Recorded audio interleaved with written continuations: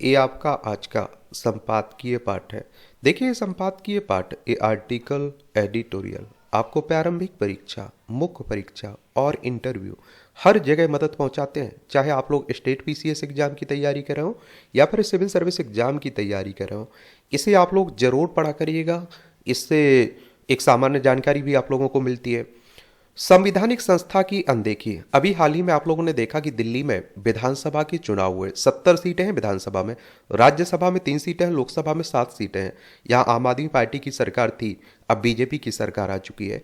तो बीजेपी की सरकार ने कैग की जो रिपोर्ट है ना, भारतीय नियंत्रक महालेखा परीक्षक की जो रिपोर्ट है, उसे विधानसभा में रखा है। अब सवाल उठ रहा है कि अरविंद केजरीवाल जब मुख्यमंत्री थे, उनकी सरकार थी, तो कैग की रिपोर्ट को उनने क्यों नहीं रखा है। एक बात और बता दूं आप लोगों को, जब जिसकी सरकार आई ना, तो उसने इस तरह की हरकतें की है।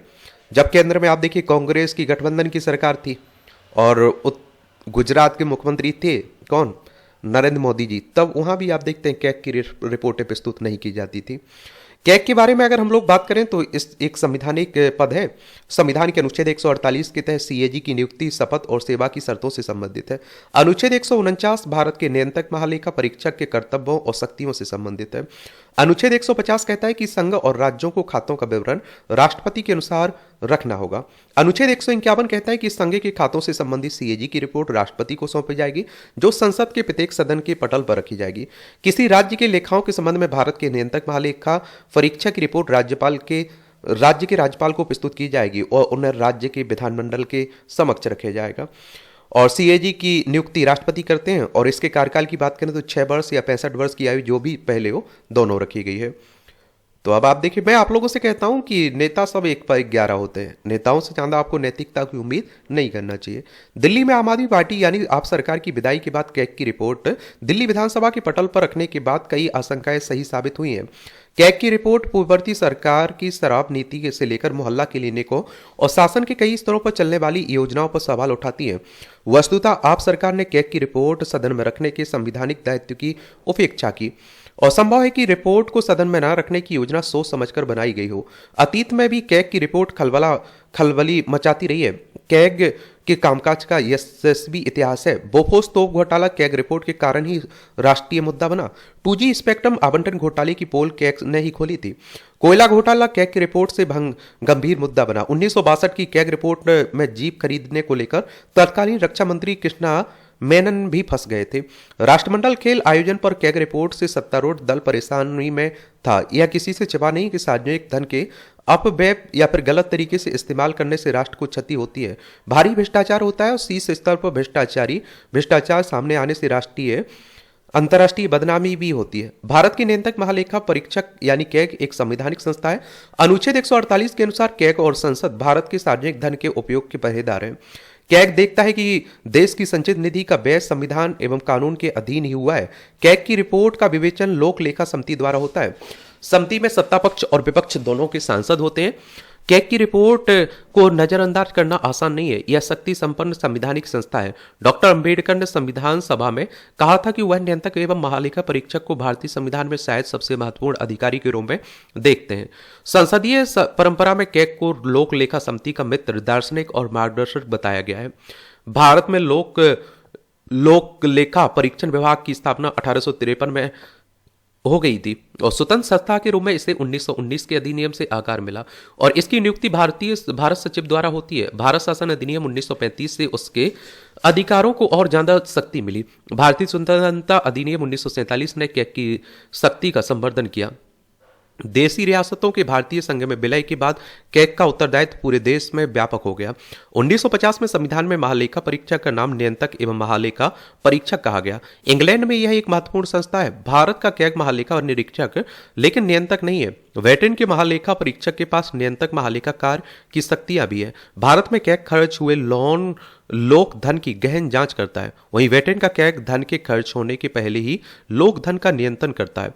ब्रिटेन में आप देखिए कैग की अनुमति के अभाव में राजकोष से कोई पैसा नहीं निकाला जा सकता है। भारत का कैग संसद का सदस्य नहीं होता है। ब्रिटेन में कैग हाउस ऑफ कॉमन्स से निचले सदन का सदस्य होता है और संविधान निर्माताओं ने गहन अध्ययन के बाद ही यह पद गढ़कर इसकी निष्पक्षता सुनिश्चित की। सीएजी को उसी तरह हटाया जा सकता है जैसे सुप्रीम कोर्ट के जज को। सुप्रीम कोर्ट की बात करें तो वो भी संवैधानिक संस्था है। संविधान के अनुच्छेद 124 के तहत सुप्रीम कोर्ट की स्थापना की बात की गई।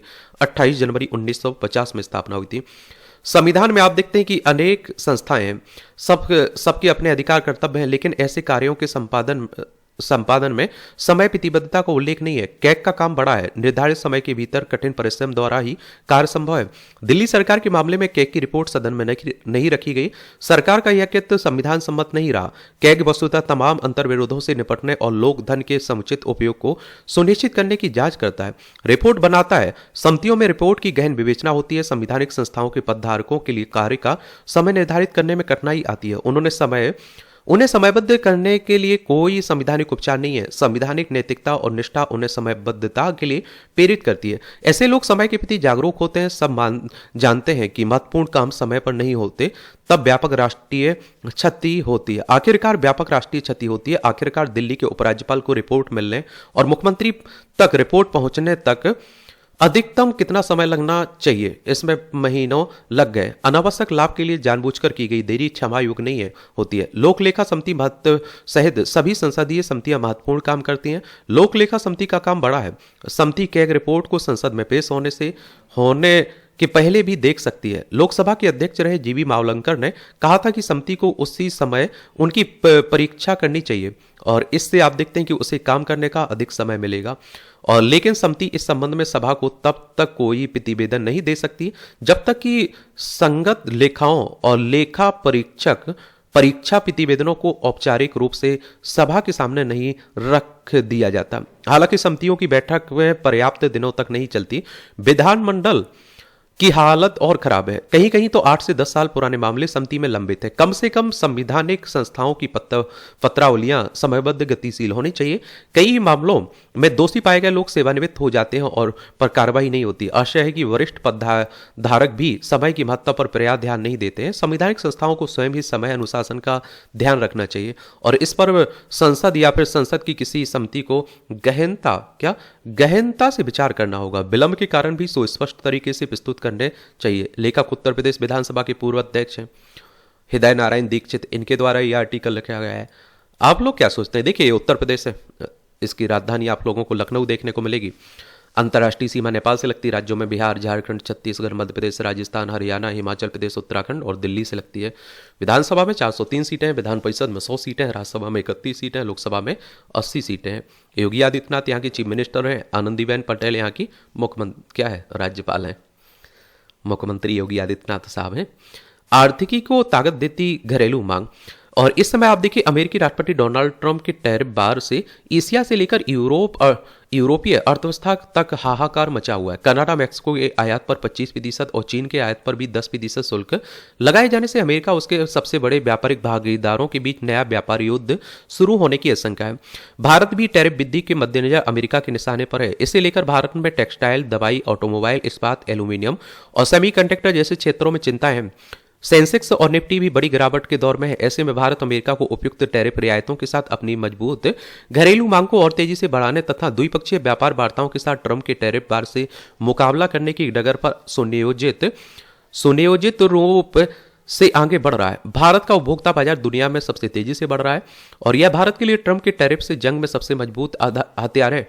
डिलाइट इंडिया और रिटेलर्स एसोसिएशन ऑफ इंडिया के अनुसार भारतीय उपभोक्ता बाजार में जो निजी खपत वर्ष 2013 में 87 लाख करोड़ रुपए थी, वह 2024 में दोगुनी से भी अधिक 183 लाख करोड़ रुपए से अधिक हो गई और इनके अनुसार 2026 में भारत बढ़ती खपत के कारण दुनिया का तीसरा सबसे बड़ा उपभोक्ता बाजार बन जाएगा। एक और आप लोगों को यहां बात बता दूं, और अमेरिका ने देखिए भारत को टैरिफ किंग तक कह दिया और उसने कहा जितना भारत लगाता है उतना ही हम भारत पर लगाएंगे। निसंदेह देश के उपभोक्ता बाजार को देश का मध्य वर्ग नई आर्थिक ताकत दे रहा है। और एक तो आप सभी जानते हैं कि हमारी जनसंख्या में हम लोग टॉप पर पहुंच चुके हैं, तो बाजार भी आप देखते हैं कि जनसंख्या है तो बाजार है, तो दुनिया भर की निगाहें भी भारत पर ही रहती हैं। आर्थिक सुधारों के साथ ऊंची विकास दर और शहरीकरण के बलबूते भारत में मध्य वर्ग के लोगों की संख्या तेजी से बढ़ी है। हाल में प्रकाशित the rise of middle Claas India नामक रिपोर्ट के मुताबिक भारत में मध्य वर्ग के लोगों की संख्या वित्त वर्ष 2024-21 में लगभग 43 करोड़ थी और 2047 तक इसके बढ़कर 102 करोड़ तक पहुंचने का अनुमान है। इस वर्ग को 5 से 30 लाख रुपए की वार्षिक आय वाले परिवारों के रूप में परिभाषित किया गया। रिसर्च फर्म कांतार की एक रिपोर्ट के अनुसार भारत में 2030 तक सालाना $10,000 से अधिक आय वाले वाले भारतीयों की संख्या 3 गुनी हो जाएगी। यह संख्या 2024 में लगभग 6 करोड़ थी, जो 2030 तक 16.5 करोड़ हो जाएगी। निश्चित रूप से टैरिफ युद्ध की बढ़ती आशंकाओं के बीच यह मध्य वर्ग भारतीय अर्थव्यवस्था की नई शक्ति बन जाता गया।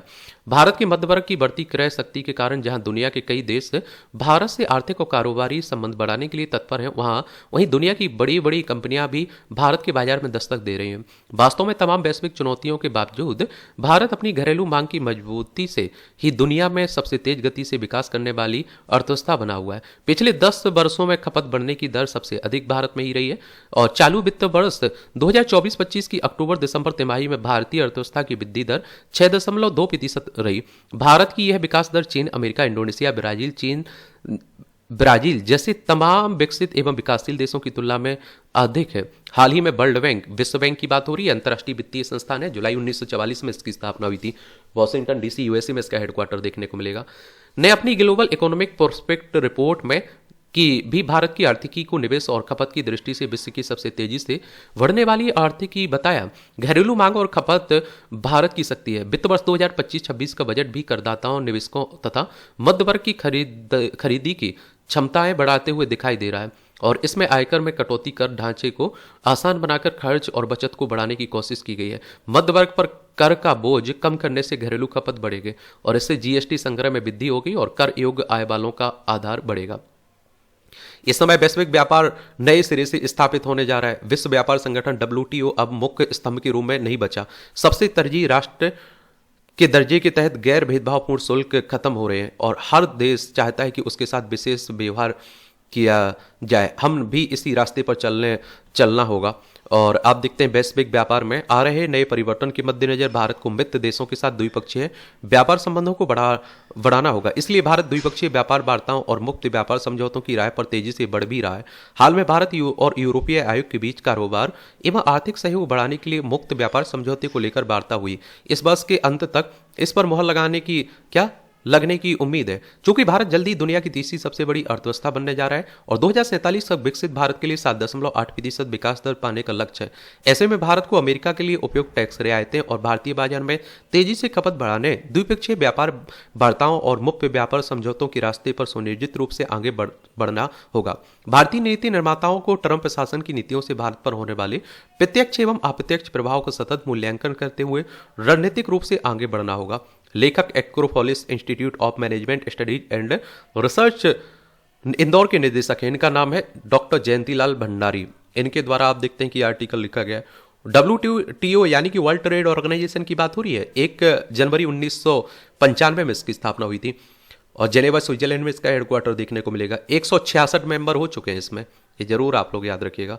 आपकी क्या राय है इस पर? आप लोग क्या सोचते हैं? अपनी राय बताया करिएगा। ऊर्जा, समस्या का समाधान। समस्याएं हर व्यक्ति के जीवन का हिस्सा होती हैं। समस्याओं से बड़ा शिक्षक कोई और नहीं है। यदि आपके जीवन में समस्याएं हैं तो आप उनका सामना करके और अधिक शक्तिशाली बनेंगे। दैहिक और आप देखते हैं कि भौतिक ताप जब मनुष्य को चारों ओर से घेर लेता है तो आप देखते हैं कि तब वह उद्वेलित हो उठता है। वह इन तापों से उपजने वाले प्रतिकूल प्रभाव को समस्या की श्रेणी में रख देता है। इस प्रकार की विषम परिस्थितियां से तभी पार पाया जा सकता है जब हम इनका समाधान खोज लेंगे।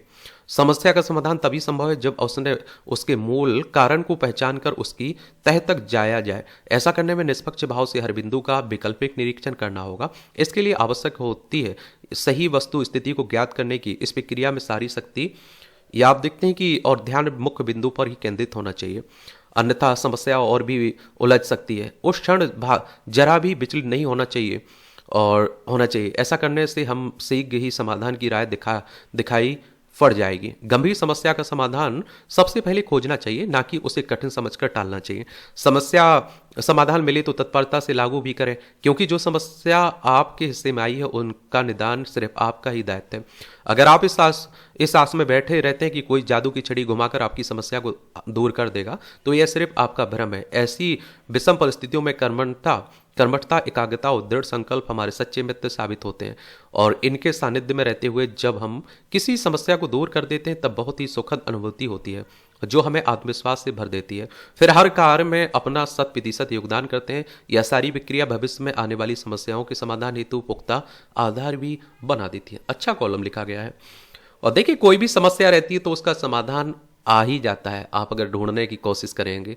एक तो लोग समस्या आती है तो रोना शुरू कर देते हैं, समाधान पर विचार नहीं करते हैं, उस पर कोशिश नहीं करते हैं। सफाई की प्रतीक्षा में यमुना। यह अच्छा है कि केंद्रीय जल शक्ति मंत्रालय यमुना को स्वच्छ करने के लिए एक नई योजना की रूपरेखा बना रहे हैं। लेकिन क्या ऐसी योजना तैयार करने के लिए दिल्ली में सत्ता परिवर्तन की प्रतीक्षा की जा रही थी? ऐसी कोई योजना तो पहले भी बनाई जा सकती थी। प्रश्न यह है कि ऐसा क्यों नहीं किया गया? क्या यमुना को स्वच्छ करना केंद्र सरकार की भी जिम्मेदारी नहीं थी? केंद्रीय जल शक्ति मंत्रालय की पहल पर भले ही यह कहा जा रहा हो कि यमुना की सफाई के काम को एक अभियान के रूप में किया जाएगा, तो उसे एक निश्चित समय सीमा में स्वच्छ किया जाएगा, लेकिन इस पर भरोसा करना कठिन है, क्योंकि यमुना केवल दिल्ली में ही प्रदूषित नहीं है। दिल्ली में प्रवेश करने के पहले ही वह प्रदूषित होने शुरू हो जाती है। दिल्ली से लगते हरियाणा के इलाकों में कई कारखानों का बिना शोधित जल उसमें डाला जाता है। आखिर हरियाणा सरकार अपनी सीमा में यमुना को प्रदूषित होने से बचाने के अपेक्षित उपाय क्यों नहीं कर सकी? यह ठीक नहीं है कि दिल्ली में आम आदमी पार्टी के शासन के दौरान यमुना की सफाई का एजेंडा राज्य और केंद्र के झगड़े में उपेक्षित बना रहा। नदियों को साफ स्वच्छ करने की को दलगत राजनीतिक ऑप्शन नहीं बनाया जाना चाहिए, इसलिए और भी नहीं क्योंकि अपने देश में अधिकांश नदियां बुरी तरह प्रदूषित हैं, और उन्हें आप देखते हैं प्रदूषण से मुक्त करने में ना तो राज्य सरकारों का सफल हो पा रही हैं और ना ही केंद्र। स्थिति यह है कि नदियों को प्रदूषण से बचाने के लिए आवश्यक बुनियादी काम भी नहीं हो पा रहे हैं। यह किसी से छिपा नहीं कि नदियों के किनारे पर्याप्त संख्या में सीवरेज शोधन संयंत्र स्थापित नहीं किए जा सके, और जो भी हैं उनमें से अनेक पूरी क्षमता से काम नहीं करते हैं। इस मामले में नगर निकायों का काम बेहद असंतोषजनक है। यह स्थिति प्रदूषण रोधी एजेंसियों की भी है, क्योंकि कल कारखानों को भी विषाक्त जल नदियों में छोड़ने से नहीं रोका जा पा रहा है। इसका मूल कारण नौकरशाही की लापरवाही और सरकारों की ओर से राजनीतिक इच्छा शक्ति का परिचय ना दिया जाना है। और इसकी अनदेखी नहीं की जा सकती है कि गंगा को भी पूरी तरह प्रदूषण मुक्त नहीं किया जा सका। गत दिवस ही बिहार के आर्थिक सर्वेक्षण में यह तथ्य सामने आया कि राज्य में गंगा का जल स्नान के योग्य नहीं है। जब देश की सबसे प्रमुख नदी ही की यह स्थिति है, तो इसका अनुमान लगाया जा सकता है कि अन्य नदियों का क्या हाल होगा।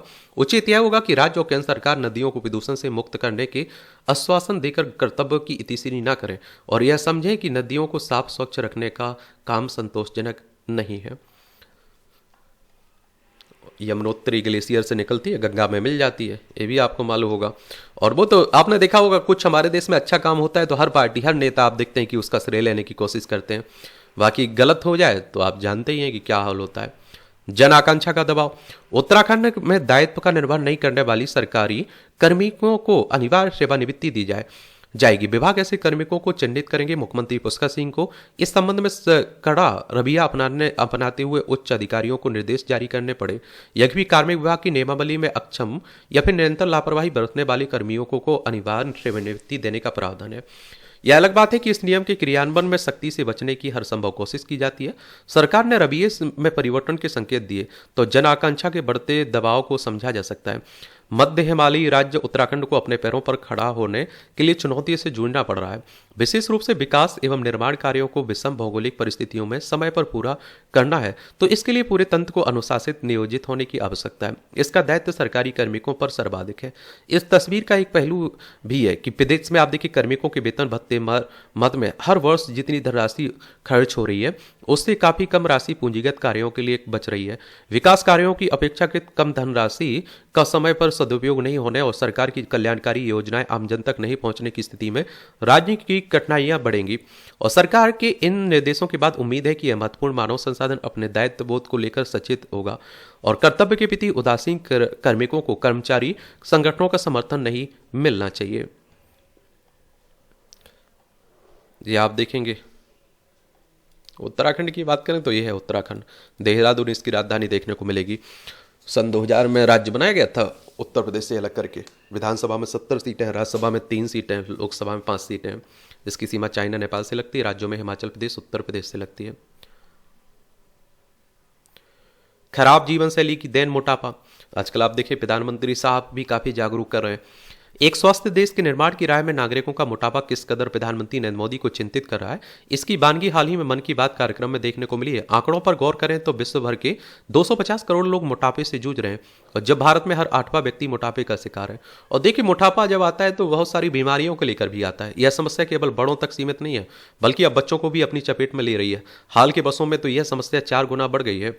और आप देखेंगे कि इसके कारण हृदय रोग, तनाव, मधुमेह और आप देखें जैसी गंभीर बीमारियों का खतरा भी बढ़ रहा है। प्रधानमंत्री मोदी ने लोगों को आगाह किया और इससे बचने की सलाह दी और साथ ही देशवासियों से खाने में तेल की खपत को 10% घटाने का आग्रह भी किया। क्या किया? आग्रह भी किया इसमें, ये आप देखेंगे। और इस मुहिम के लिए 10 नामी निगरानी हस्तियों को भी अभियान से जोड़ा है। WHO विश्व स्वास्थ्य संगठन के अनुसार मोटापा एक महामारी बन चुका है जो हर साल 28 लाख वयस्कों की जान ले रहा है।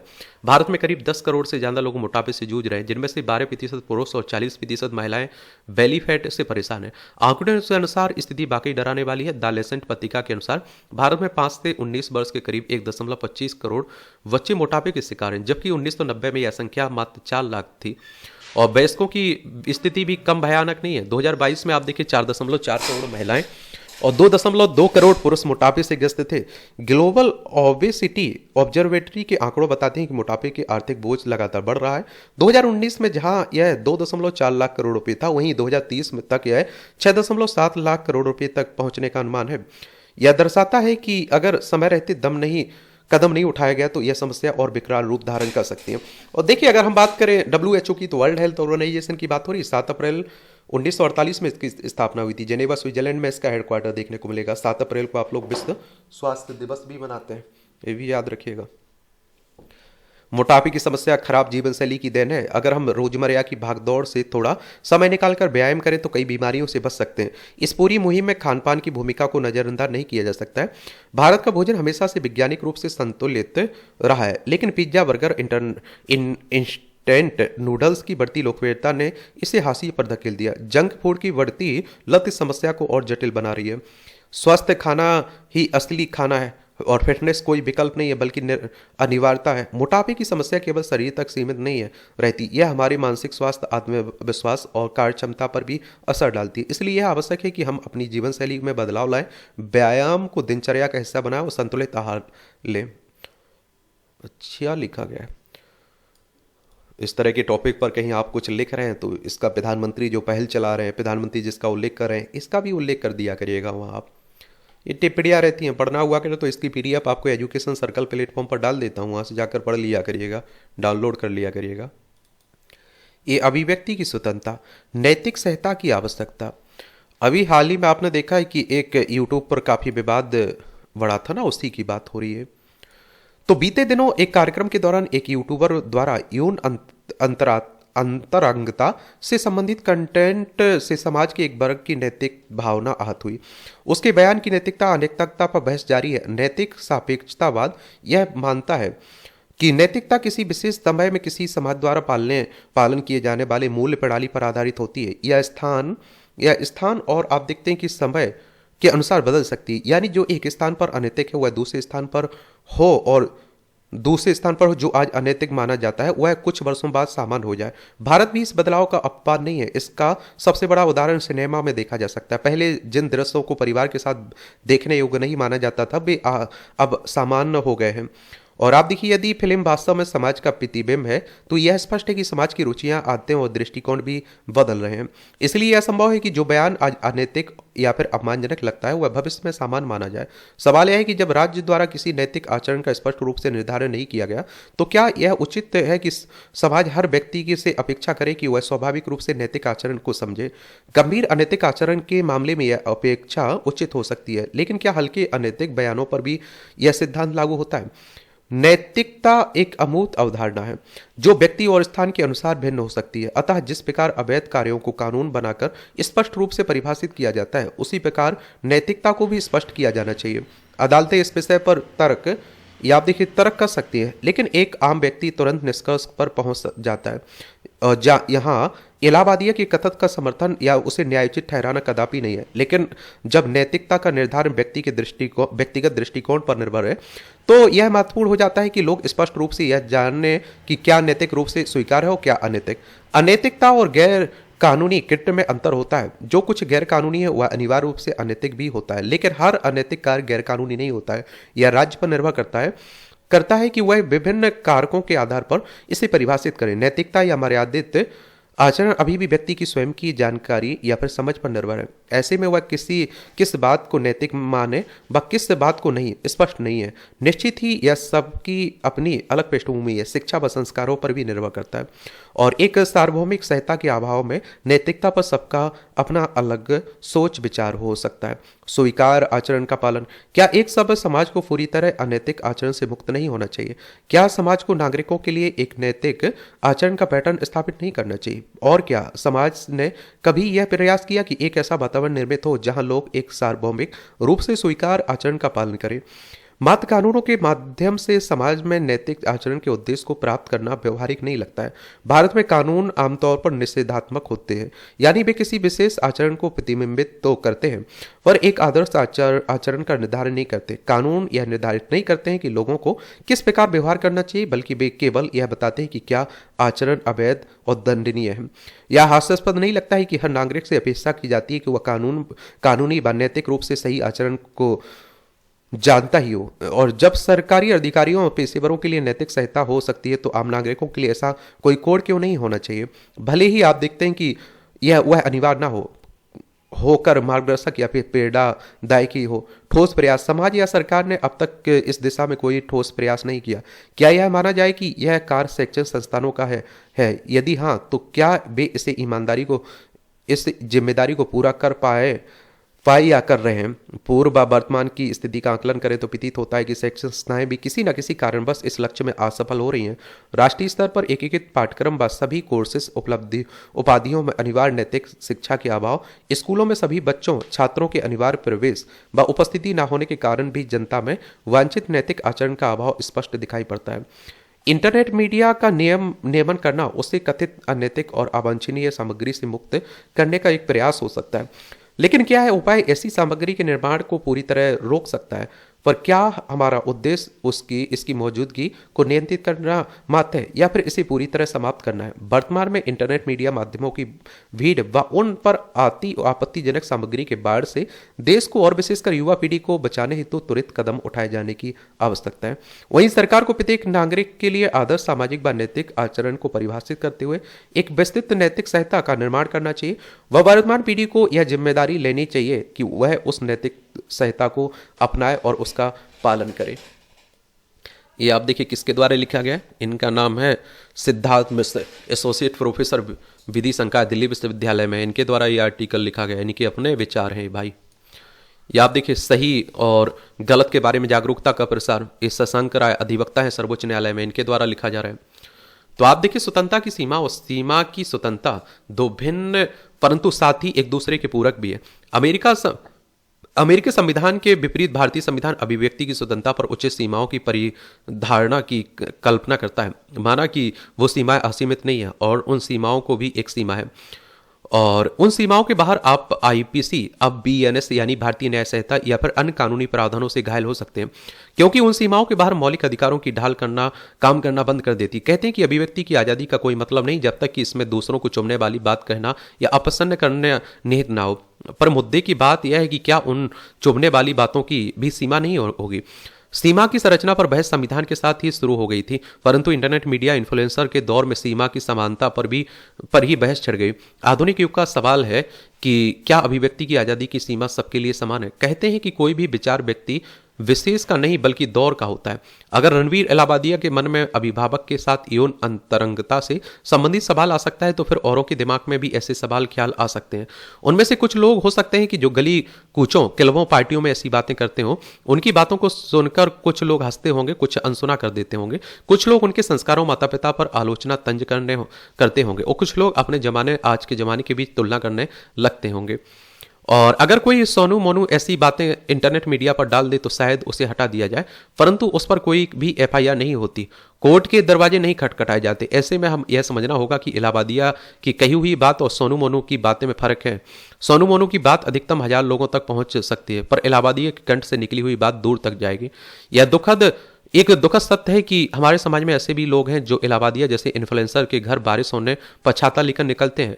ऐसे फॉलोअर्स से ऐसे इन्फ्लुएंसर को नाम, शोहरत, पैसा सब कुछ मिलता है। तो क्या उन इन्फ्लुएंस की जिम्मेदारी नहीं कि वो कुछ ऐसा नहीं करें कि समाज के बड़े वर्ग पर गलत प्रभाव पड़े? और अगर इन्फ्लुएंसर के कुछ कहने करने से इतना प्रभाव पड़ सकता है तो उन्हें उनकी गलतियों का दंड देने का भी असर दूर तक पहुंचता है। और इसके खिलाफ कार्रवाई से समाज में सही और गलत को लेकर जागरूकता फैलती है। पूरे समाज में एक भाव पैदा होता है कि वैसा नहीं करना चाहिए, कहना चाहिए, करना चाहिए, कहना चाहिए। तो क्या लोकप्रिय और अभिव्यक्ति की आज़ादी की सीमा में विपरीत अनुपात है? क्या समाज को सबक सिखाने के लिए किसी के मौलिक अधिकारों का हनन करना संवैधानिक है? क्या सफलता लोकप्रियता की सीढ़ियां चढ़ने के साथ मौलिक अधिकारों का ढलान होना तय है? J.S. मिल का हानि सिद्धांत इस दुविधा को दूर कर सकता है। अपनी पुस्तक ऑन लिबर्टी में मिल कहते हैं कि सरकार या समाज किसी व्यक्ति की स्वतंत्रता को तब तक सीमित नहीं कर सकता जब तक कि उस व्यक्ति का कृत्य दूसरों को हानि ना पहुंचाता हो। अब सोनू मोनू की बातें चाहे कितनी बुरी अश्लील क्यों ना हो, किसी को हानि नहीं होंगी। पर वहीं दूसरी ओर इलाहाबादिया जैसे इन्फ्लुएंसर के खांसने से बहुत को इन्फेक्शन फैल सकता है, लिहाजा इस प्रकार के संक्रमण को फैलने से रोका जाना चाहिए। सबके अपने विचार हैं। देखिए भाई, कोई उनसे सहमत है, कोई कहता है उनकी आज़ादी की बात कर रहा है, कोई नैतिकता की बात कर रहा है, कोई संस्कारों की बात कर रहा है। आप लोग क्या बातें कर रहे हैं? आप लोग बताइए। ये आप देखें, कुम्र की बात हो रही है तो कुम्र पर हम लोग बहुत सारे बात कर चुके हैं, और पढ़ना हो तो पढ़ सकते हैं आप लोग। और इस तरह से आप देखेंगे कि आज के संपादकीय पाठ की जो कहानी है वो कवर होती है। आप लोग पढ़ते रहिए, एंजॉय करते रहिए। आपका कोई सवाल हो, मेरे लिए सुझाव हो तो जरूर बताइएगा। धन्यवाद।